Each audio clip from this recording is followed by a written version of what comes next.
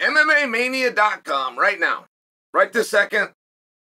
First thing Tuesday morning. Top story, UFC unveils BJJ title for Mikey Musiimi versus Gabriel. Story 2, Warhorse, which is apparently Khalil Rountree's nickname. I did not know that. Cracks the top 5 in the UFC rankings. Can you guess this former Invicta champ in today's In 5 trivia game? Cops release body cam footage against Jones. Royval versus Van odds. Full fight preview and prediction. Jones' retirement had nothing to do with criminal charges. So, that was 6 down.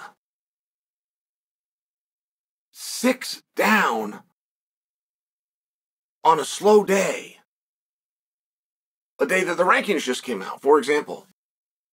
First time in, I believe, 13 years that Jon wasn't in them. That seems like news to me. That seems like something that I would come over and talk about. Great stories on the rankings and the back and forth with Jones and Khabib. Just for example, the back and forth with Jones and Islam, where Dana White and Kevin Iole got in arguments about this publicly. It just seemed like a really good talking point. It seems like that would come in front of a title revealed for Mikey and Gabriel, just for example, or the fact that Khalil Rountree broke into the top 5. I would think a story, a way of telling how Khalil broke into the top 5 also has to do with some of the adjustments made. I would think, but it wasn't. A mention of Jones and Aspinall in the match that isn't going to happen. Nothing. Not a peep on any heavyweight that is trying to bump into the seat that Jones had and stand across from Aspinall. Not one peep. That surprises me. The Aspinall-Jon Jones fight lost steam over time.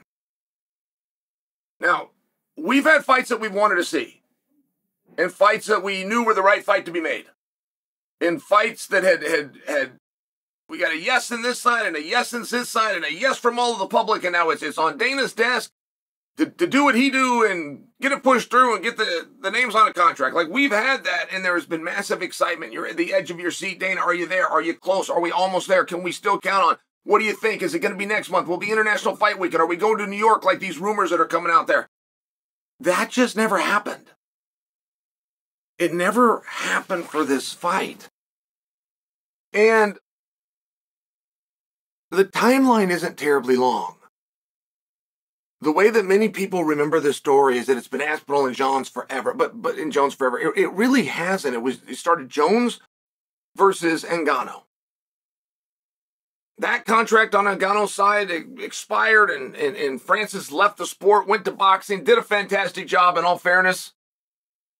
But in Francis's absence, Rose, a young Russian that looked a lot like Ivan Drago, just to make that old school work, and that always works, right? Russia versus America, that storyline just always works. That gentleman was named Sergey Pavlich. And it was said that Jon Jones will retire before he fights Sergey Pavlich. This is the one. This is the guy. And then and only then did we insert, thank you, Ethan. Thank you very much. Then and only then did we get the rise of Tom Aspinall. So it hasn't been quite as long as your mind makes you think. Like Stipe versus Jones really was the fight. And we as a community could see that next it should be Tom. But if we would have even sidestepped it then and moved Stipe out of the way, that would have been a big problem for the industry. Stipe's age and where he was at and what he would achieve. Like, we needed to see those guys fight. Everything went just the way that it should. So this Aspinall-Jones business only dates back to November of last year. And Jones goes to the post-fight press conference, and Jones was hot. Jones, oh my gosh, he was all right. Like, nobody's a star until they're the star. Like, this moment has to happen. And it generally happens in an upset.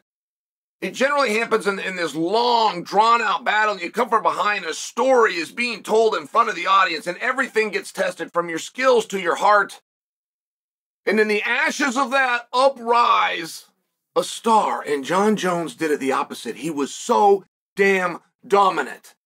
He's the national wrestling champion, taking on the most decorated wrestler in the division, Stipe, Division I, qualifier for the big show. And Jones never uses wrestling once and folds him up with a spinning kick in front of the president. Of which then John and the president have an interaction. It's over a dance that gets posted on CNN and MSNBC and Fox News, and you guys are all talking about it. I mean, it was this massive moment. John's greatness was established. John's championship was established. John's money was established. John the star that you want to see, that can sell out an arena and could sell out an arena in advance, was born in that moment. And he goes to the post-fight press conference, and he says the biggest number he can think of, which was $40 million.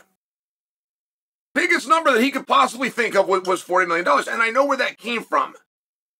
That fight, meaning the subsequent press conference that we're speaking about, was Saturday. The night before was Jake Paul versus Mike Tyson on Netflix. On Saturday morning, a rumor, which, by the way, is not true, but a rumor nonetheless, was put out that Jake Paul was paid $40 million for that fight. So that's where that number came from. That number was just in John's mind. And this isn't Chael's guess. At a later point in the post-fight interview, John actually said that. He said the $40 million. He said, I want $40 million. He said, I'll fight this kid. He said, I need $40 million. He said $40 million 4 or 5 times, and he comes back to it and says, well, that's what Jake Paul was paid last night to fight Mike Tyson, so I should get $40 million too. Like, he copped to the idea that that is where he got the number. Everything's fine. John's done nothing wrong. This is John's moment. This is John's moment, and he was having some fun. But and you guys will agree, I was a very big John defender. And I said, hey, listen, he's going to the media and he's having some fun. He's got this play money number stuck in his head. And it is important for John to understand that's not real for him to fight Tom, but it's not real for Jake, who fought Mike Tyson, who did so well, they shut down the server of Netflix.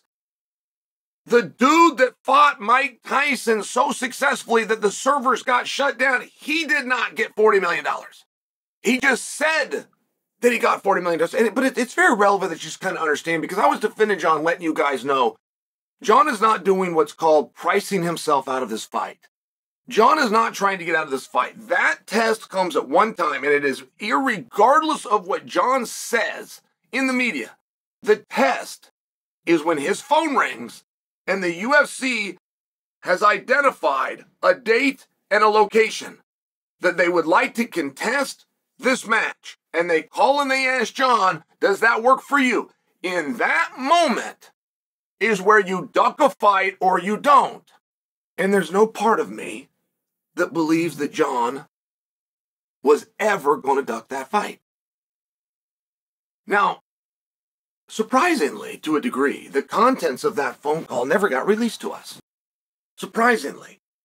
But historically speaking, when a fight promoter whose job it is to pick and book fights and get that fight to the ring does not play the card of telling us, the audience, what was said in that call, historically speaking, it's because the right things were said.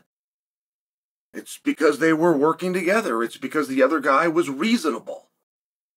And it's for that reason that I believe that John said the right things and that John was reasonable. It did get revealed to us that somewhere from November of last year to Saturday of 3 days ago, John had accepted and changed his mind. And, okay, other guys have changed their mind too. But the story of John and Tom doesn't change. The story is now written. It's now done. Whether they fought or not, the story is now done. And an equal part of this story that I will just tell you I would not have predicted. I got all of the rest of it right. I'm the one that came and said, don't worry about Jon's number. Jon's gonna fight him. Hey, don't worry about what you heard Jon say. When that private phone call comes, that young man is going to step up and defend that belt. I had all of it right. And I also have this part right, which is that fight from November to present time lost steam. And that is just a phenomenon that I have not seen before. I've seen fights that we wanted, the right fight. It's in the promoter's hands. I've seen those get resisted and talked about and bounce back and forth before the big reveal, but they all gained steam in the process. This one lost it, and this one lost it to the point that right here on Tuesday morning at 8 a.m., Jon and Tom are not even associated in a headline. In fact, this piece being made right now, which will be released later today on Tuesday, is likely the last time you ever hear Jon and Tom in a headline.